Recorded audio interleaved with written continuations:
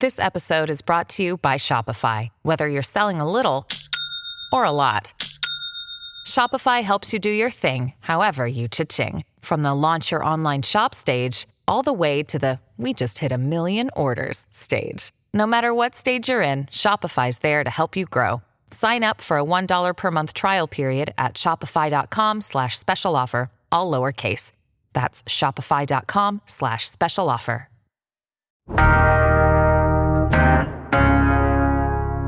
Today on CityCast Houston, why can't our elected officials just get along? Plus, you won't believe what's happening at MD Anderson regarding bullying. And which famous Houstonian would you like to see roasted on Netflix? Houston Press reporter Faith Bugenhagen joins me to talk about the stories impacting H-Town this week. It's Tuesday, May 7th. I'm Raheel Ramzanali, and here's what Houston's talking about. Faith, welcome into CityCast Houston. How are you? I'm doing well. Thank you for having me. How are you? I'm doing great. It's a good start to the week so far, and I'm excited to chat with you to learn about what stories are catching your eye and also to have a little bit of fun. I know you listen to the show, so thank you first and foremost for supporting the show, and we appreciate you joining us and breaking down some stories. Yeah, absolutely. Thank you again for having me. And I am a big fan. I started listening before even working in Houston. And I feel like y'all do such a great job breaking down the daily news. Well, thank you so much for the kind words. Let's jump into it. Everybody's still talking about the roast of Tom Brady on Netflix. Did you get a chance to watch by any chance? As many people do, I got bits on Twitter, Yeah. social media. So I assume that I have a good understanding of the discourse in the roast. I'm with you. I was in a similar watching pattern as well because, your boy is a little cheap, right? So my brother-in-law and I share a Netflix account. So he got the jump and he was watching it first. So I couldn't kick him out. So I had to watch it kind of on Twitter, but I will watch the whole thing. The reason I'm bringing this up is because it was wildly popular. And if we had to do a Houston edition of it, who would you like to get roasted on Netflix? Yeah, I have to say Ted Cruz. He's a local celebrity. He's a local lawmaker. We've seen conversations around a possible sports curse. I feel like there will be a lot of things to cover in that roast and a lot of interesting people to come forth and share their comments and share their little jokes, maybe some jabs, I don't know. But definitely something that would be interesting to see done, and maybe it could be in the works. Yeah, maybe. That would be a really good one because there's so much content out there regarding all the stuff he's done. And yeah, the sports curse, we always talk about it on this podcast. So yeah, that would be a good one. I would love to see Mattress Mac get roasted.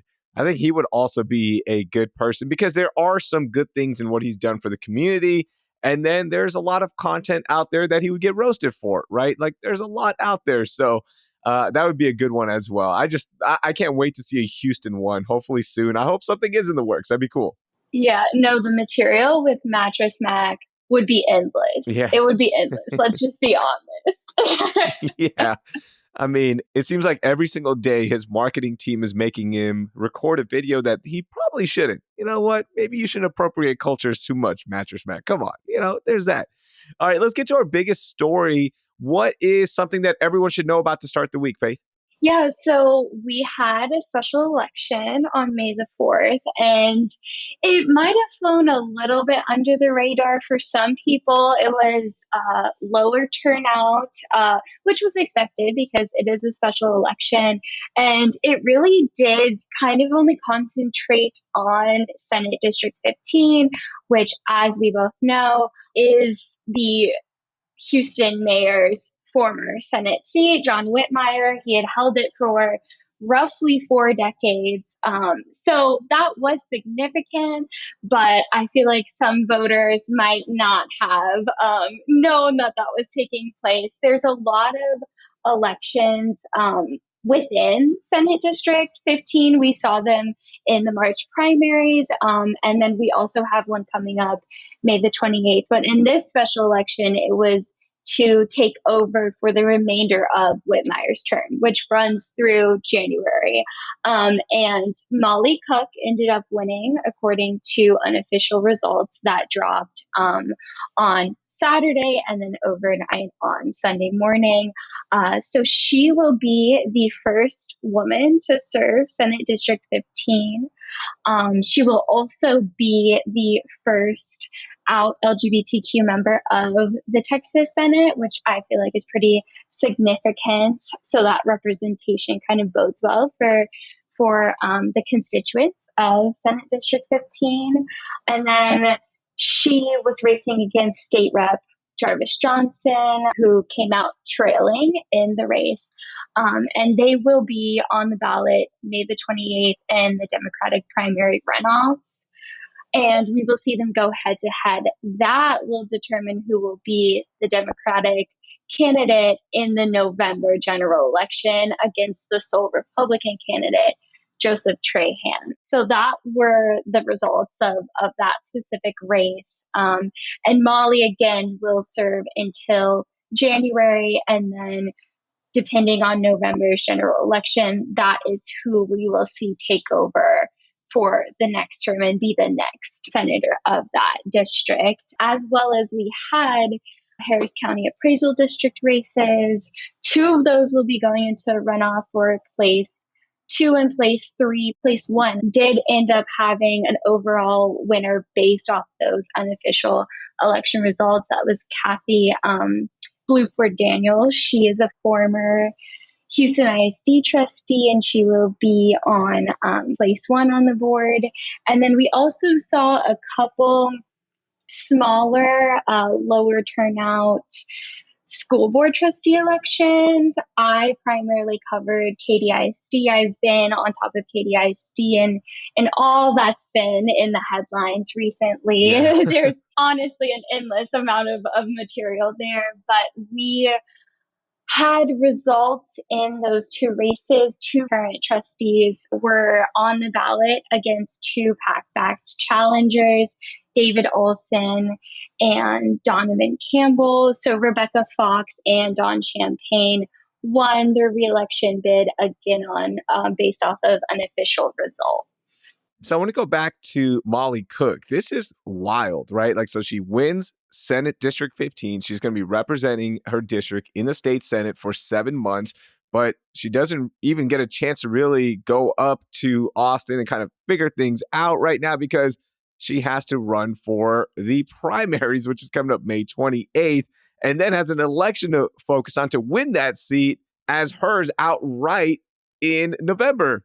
That is crazy. Yeah, it's a lot. And I've spoken with Molly multiple times. I've also spoken with Jarvis Johnson as well.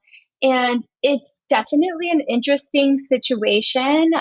Nancy Sims and I, who she's a lecturer at the University of Houston in the political science department, she mentioned something during one of our interviews that was very interesting to me. So there's a situation where Molly could serve, until January, and then based off the May 28th election, if Jarvis Johnson were to take that election, then Molly could just serve until January, be out, and then depending on the November general election, we could see Jarvis Johnson win against Joseph Trahan or vice versa. So it's really interesting because Molly could serve temporarily, or she could go on to win the Democratic primary. It's a very interesting situation. Yeah, absolutely interesting. And we'll keep tabs on this story and the May 28th primary runoff between those 2. So should be a fun one.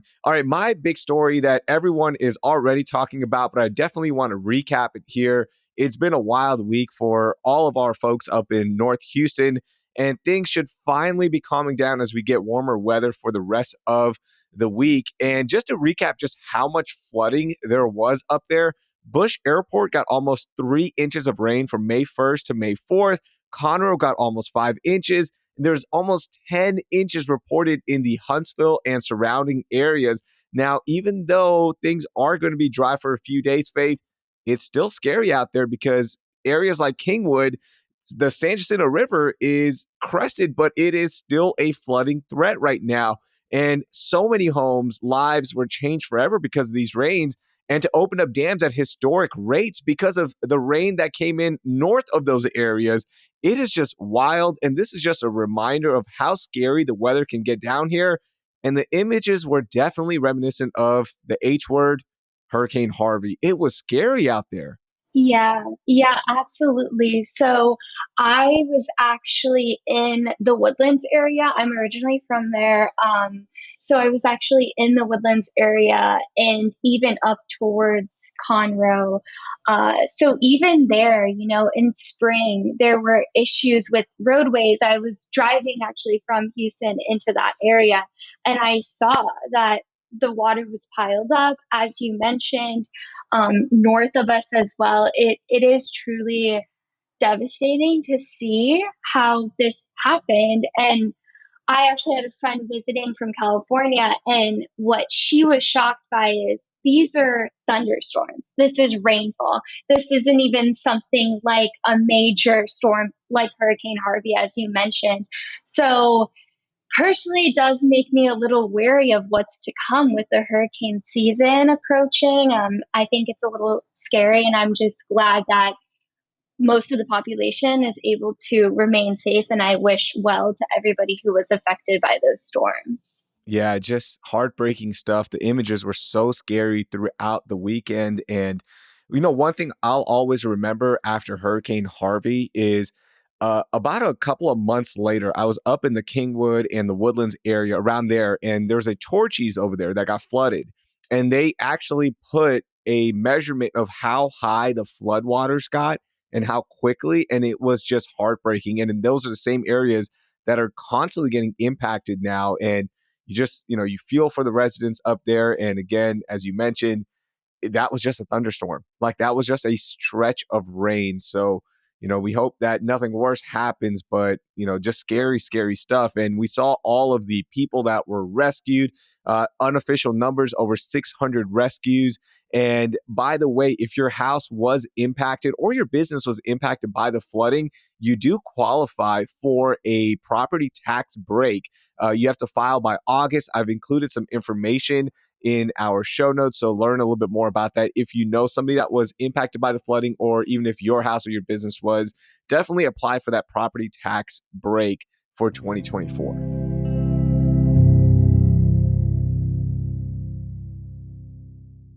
Okay, Faith, are you ready for some rapid fire stories? Yes, I am. Hit me. All right, here we go. Number one, the Houston Chronicle's Matt DeGrood has a new report out on HPD's rising numbers of force incidents during traffic stops, with a majority of them against Black and Hispanic drivers. So here are the numbers. Between 2022 and 2023, use of force incidents during traffic stops reported by the Houston Police Department jumped to 3,358, which was up from 2,877, according to data provided to the Texas Commission on Law Enforcement. Now, that is a 16% jump. Now, the HPD numbers regarding force incidents were a little bit lower because there is some discrepancy on what qualifies as force incidents, and there's more in that story regarding that definition. Now let's talk about the Black motorists and Hispanic motorists. In 2023, Black motorists made up around 56% of drivers police use force on after a traffic stop, despite only making up 22% of the city's population, and Hispanics made up around 35% compared to the 45% in the city. So you're probably wondering, what race were the cops using force against these drivers? Well, 48% were white. Now, if you want to learn more about racial profiling during traffic stops, we have an episode on it, linked to it in our show notes. Your thoughts on these numbers and this trend overall, Faith? Yeah, I would say it's disappointing to see these put in stats. Unfortunately, I feel as if this is known in many communities, and we see within Black and Brown communities them having to have conversations with their children when they're raising younger individuals of what to be aware of, what to do, how to conduct yourself. And, at the end of the day, it's lost that these law enforcement officers are supposed to be protecting us. They're supposed to be protecting everybody, whether you're white, black, brown. And I feel as if that should be concentrated on. And there's just so much work that needs to be done because, as you mentioned, these metrics are rising, and that just speaks to what needs to be done. Yeah, absolutely. That is something that everyone needs to focus on in law enforcement, whether it be HPD or surrounding enforcement agencies as well, because that is a problem that we've known about, communities have known about, and the numbers are backing this. And yeah, in 2024, we hope to see those numbers decrease. But so far from last year, 2022 to 2023, there was an increase, right? And after so much was done in terms of focusing on this, during all of the protests that were going on and agencies coming out saying, no, we're going to do better. We're going to do better. Well, fast forward a couple of years and we're not doing better, right? The numbers are actually rising. So definitely something that all agencies and organizations need to focus on for sure. Okay, rapid fire number 2. Downtown Houston is making things officials with a pedestrian-only corridor of Main Street. Now, downtown is going to transform a 7-block stretch of Main Street by improving lighting, stormwater drainage, and raising the streets so it's even with the sidewalks. The project will officially break ground next year and should be ready for the World Cup in 2026. And this is the same stretch of Main Street that was converted into an outdoor zone dining area during the pandemic. And residents loved it so much that they went to city council and said, hey, after this little zone expires in 2023, can we just keep it around? Well, yeah, they are going to actually keep things around. And that is going to be a permanent fixture in downtown. I love that because that area is so cool to just walk and enjoy without the fear of honking, without the fear of cars everywhere. It is just a delight. Yeah, absolutely. I'm a huge proponent of this. Similar to you, I hate when people try to group Houston into a not walkable city or not outdoor city.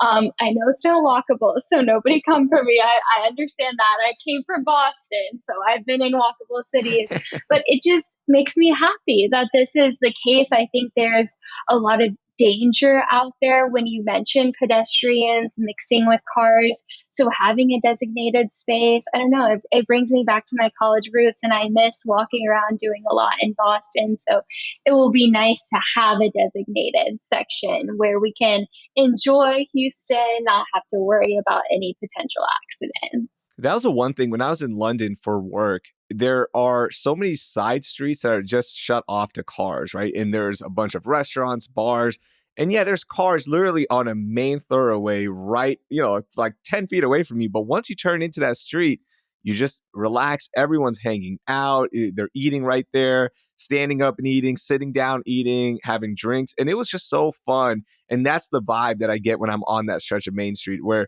yeah, there's cars all around us, but in this area, I'm just going to relax and have some fun and go around and enjoy everything that downtown has to offer.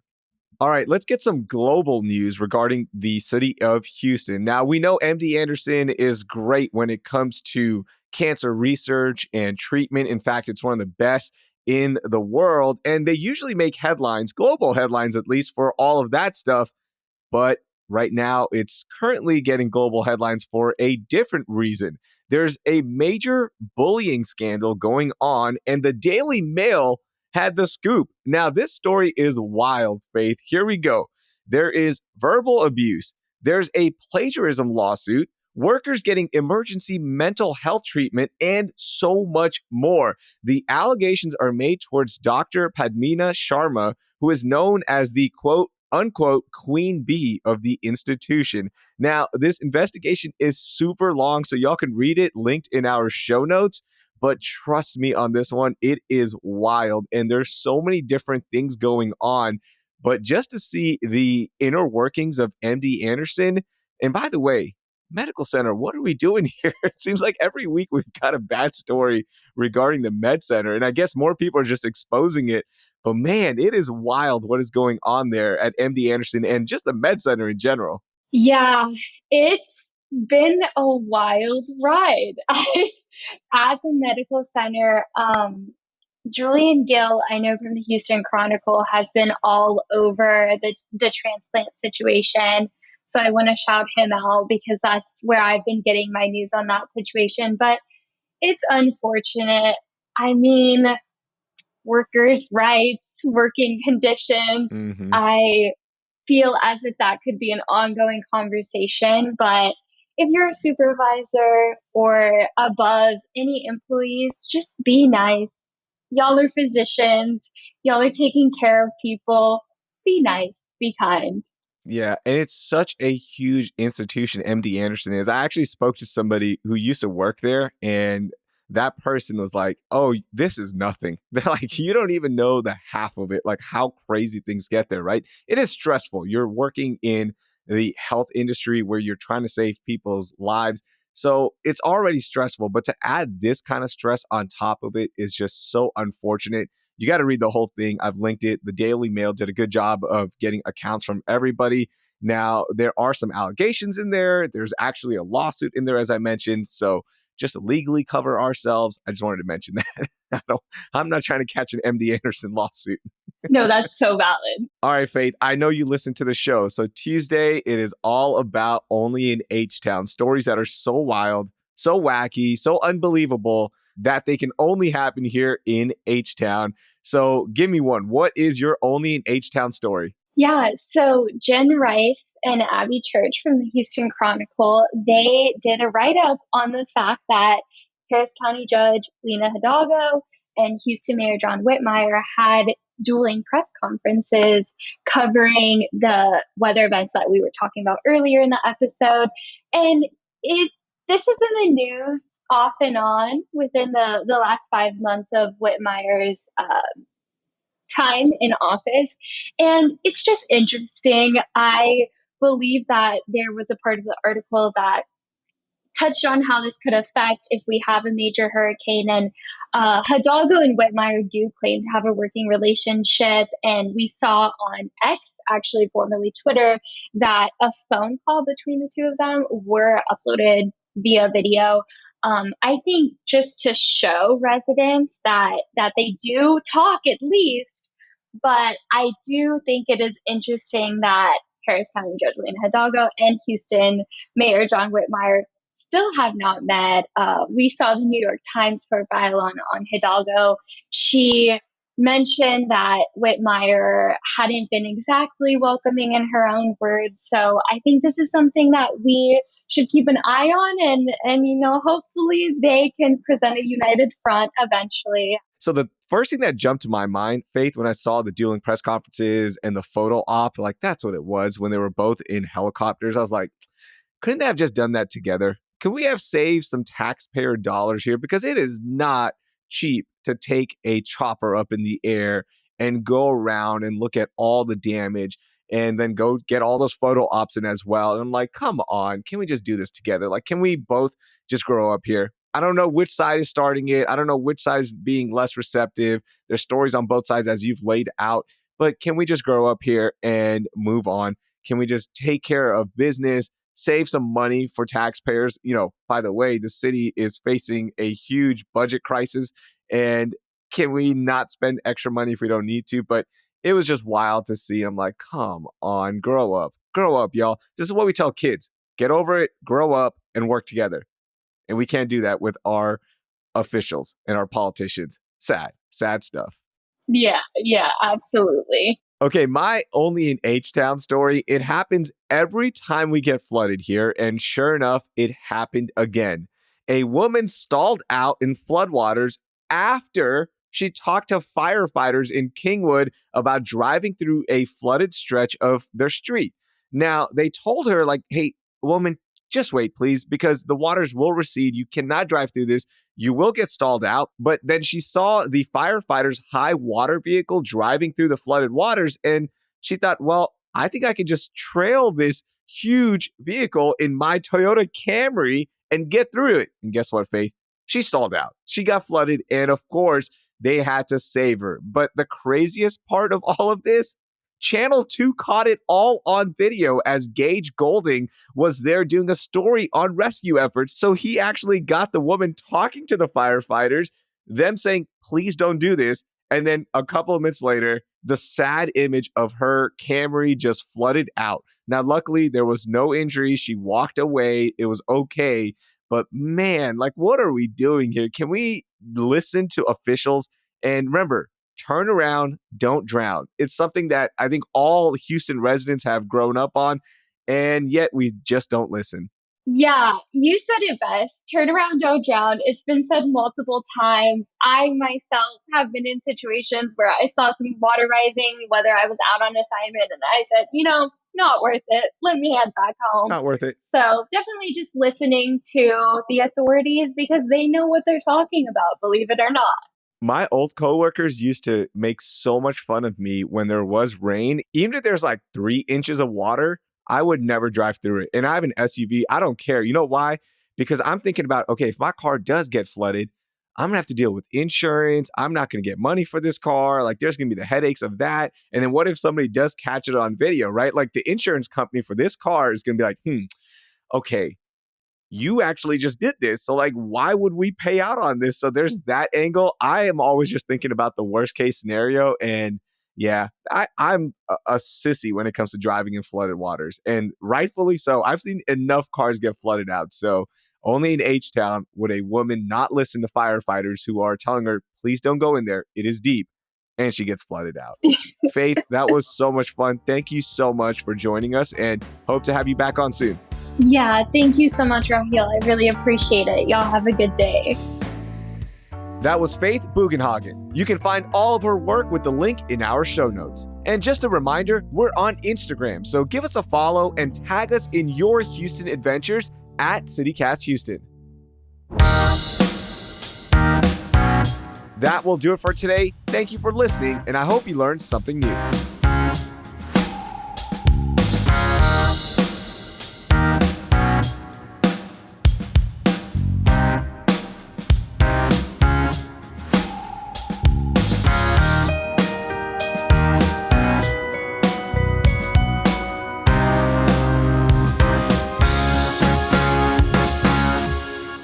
It's Bugenhagen. Bugenhagen. Bugenhagen. Yeah. Say it right? Yeah. That's okay. perfect.